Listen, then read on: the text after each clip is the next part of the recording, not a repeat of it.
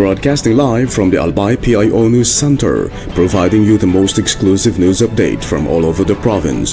This is News at 12. News at 12.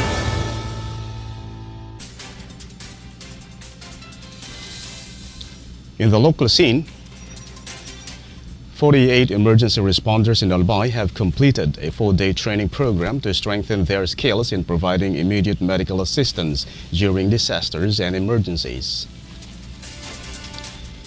The local government unit emergency quick response teams finished the standard first aid and basic life support cardiopulmonary resuscitation with automated external defibrillator training course on June 18. The training was conducted by the Albay Public Safety and Emergency Management Office in partnership with the Philippine Red Cross to improve emergency response capabilities across the province. Participants received hands-on instruction on first aid procedures, cardiopulmonary resuscitation techniques, and the proper use of automated external defibrillators. The activity also aimed to boost the readiness and confidence of responders who serve as first on-scene personnel during emergencies and disaster situations.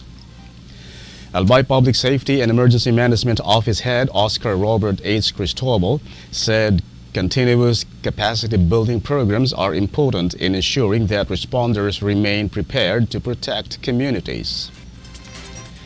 The training also strengthened coordination among emergency response teams through the standardization of basic life support protocols across the province.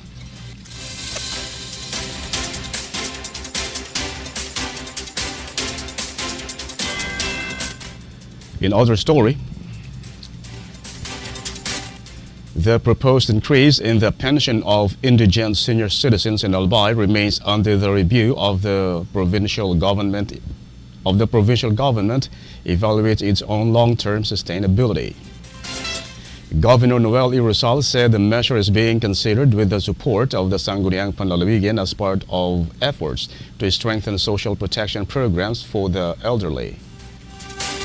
Indigent senior citizens currently receive a provincial pension of 500 pesos per month. Rizal said the provincial board is receptive to the proposal and expressed hope that the additional funding requirement could be approved next year. Senior citizens who receive their pension benefits welcomed the proposed increase, citing higher living expenses and growing health care needs. The provincial government said the review aims to expand assistance for senior citizens while ensuring that the program remains financially sustainable.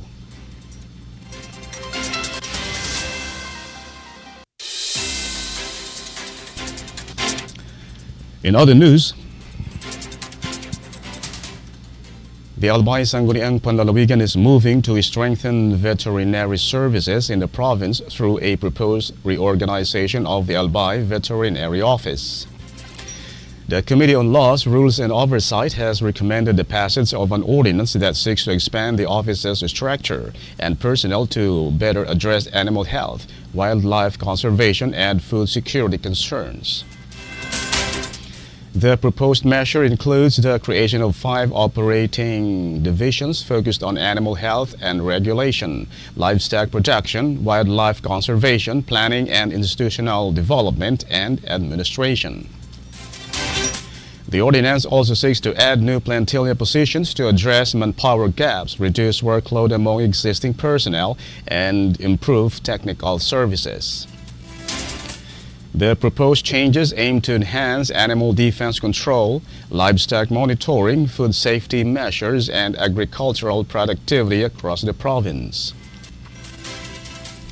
The committee, chaired by board member attorney Sheena Maurici Onrubia de la Cruz, has recommended that the measure proceed to second reading for further legislative action.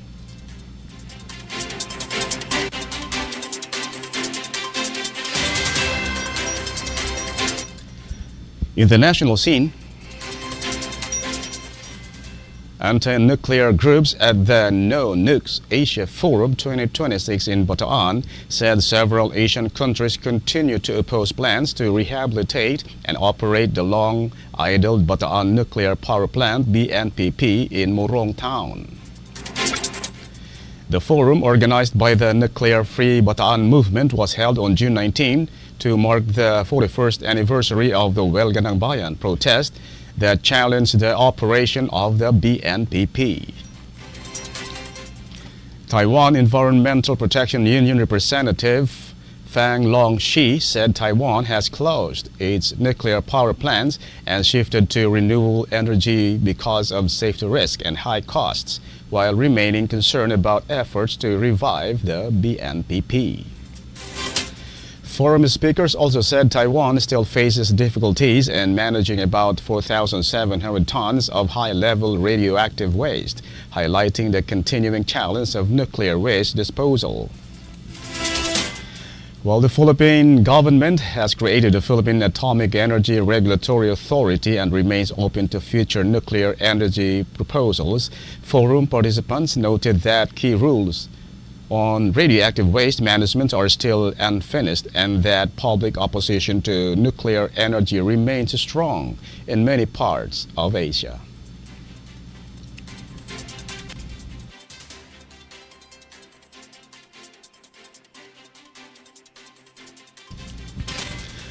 In other story, the Senate remains on track for the impeachment trial of Vice President Sara Duterte on July 6, with Senate Secretary Renato Bantug saying preparations are following the schedule set in the impeachment calendar. Bantug, who will serve as clerk of court during the trial, said the pre-trial conference is expected to be completed on Monday, while the pre-trial order may be released before June 25. He said only the marking of evidence for the remaining articles of impeachment is left to be completed, as key matters such as facts, legal issues, witness lists, and trial schedules have already been discussed. Both the prosecution and defense have submitted estimates on how long the trial may last, but Bantug said details will not be disclosed until the pre-trial order is finalized. The Senate is also preparing security, media arrangements, and room assignments for the proceedings, with hearings scheduled every Monday, Tuesday, and Wednesday at 2 p.m. starting July 6.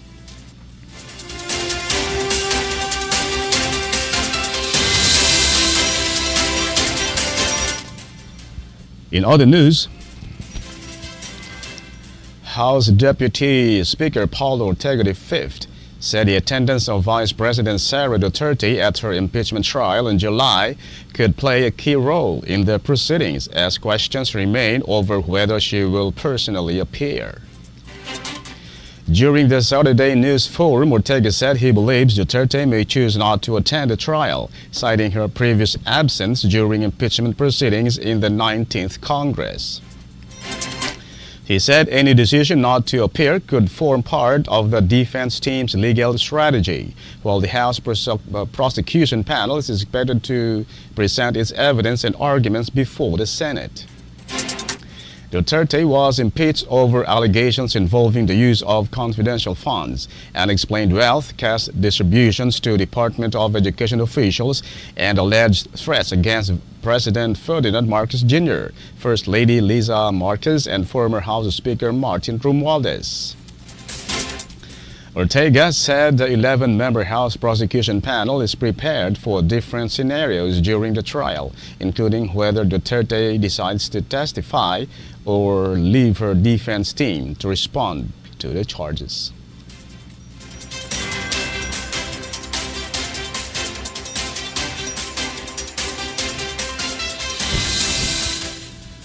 And in the news outside the country, one strike hit an apartment in Gaza City, killing two sisters aged 4 and 14, and injuring several family members who said there had been no warning before the attack. Additional strikes in central and southern Gaza killed 4 more people, including Al Jazeera cameraman Ahmed Wisha and wounded more than a dozen others. The Israeli military said it was investigating the apartment strike and claimed Wisha was a member of Hamas's military wing who posed a threat to Israeli troops, a claim reported after his death. Although a ceasefire was reached in October, Gaza has continued to experience frequent Israeli attacks, while the overall war, which began after Hamas's October 7, 2023 attack on Israel, has resulted in tens of thousands of Palestinian deaths, according to Gaza's health ministry.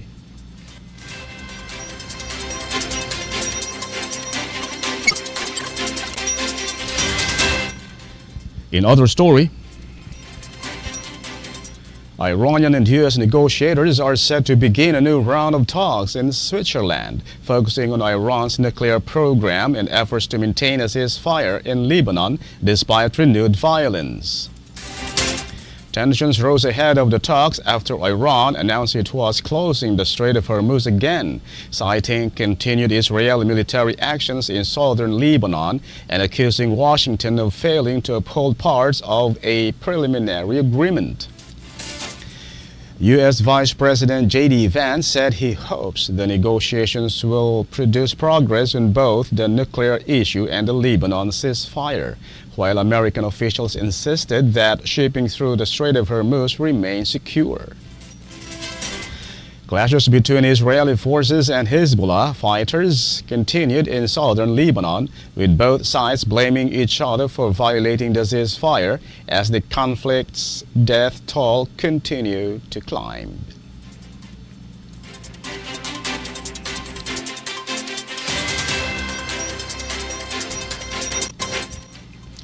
And finally, in the news outside the country, with reference to the Philippines, 24 overseas Filipino workers, OFWs, detained in Russia for 9 months have been repatriated to the Philippines in 2 separate groups over the weekend. The workers were held in Irkutsk, Siberia, after Russian authorities found they were working without proper documentation, a situation Philippine officials linked to alleged recruitment fraud. The Department of Migrant Workers said the cases led to immigration proceedings and eventual deportation, following coordination between Philippine and Russian authorities. The first group of 6 arrived in Manila late Saturday, followed by 18 more early Sunday, after transiting through Bangkok from Krasnoyarsk. Philippine authorities said the returning workers were provided assistance upon arrival, including temporary accommodation, transport to their home provinces, financial aid, and referrals for medical livelihood support. That's the news at 12, June 22, 2026. We'll be back tomorrow for more news updates. Thanks to our news writers, Naomi Ruth Hernandez and LJ Lurejo. And on the technical side, Ted Bobis. And our Provincial Information Office OIC, Marty Gonzalez. And under the supervision of our Governor Noel Irusal, I am Greg Hallare. Thank you for subscribing. Albay in my heart.